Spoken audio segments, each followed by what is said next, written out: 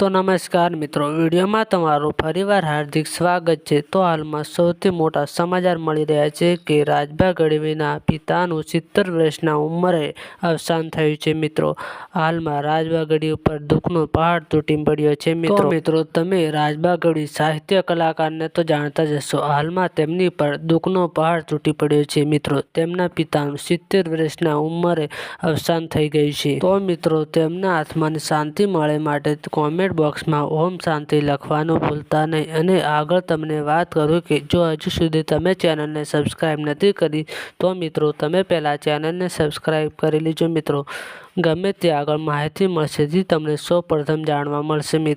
મિત્રો અત્યારે દુઃખના સમાચાર જાણવા મળી રહ્યા છે। મિત્રો આ સમાચાર હાલમાં જાણવા મળી રહ્યા છે। મિત્રો, રાજભા ગઢવી ઉપર દુઃખનો પહાડ તૂટી પડ્યો છે। મિત્રો, અને તેમના દિવ્ય આત્માને શાંતિ મળે તે માટે કોમેન્ટ બોક્સમાં ઓમ શાંતિ લખવાનું ભૂલતા નહીં। અને મિત્રો એવું પણ જાણવા મળી રહ્યું છે કે રાજભા ગઢવીના પિતા લાંબા સમયથી બીમાર હતા અને અત્યારે તેમનું અવસાન થઈ ગયું છે અને તેમની પર દુઃખનો પહાડ તૂટી પડ્યો છે। મિત્રો આજના વિડીયોમાં આટલું જ, મળીએ આપણે નવા વિડીયોમાં।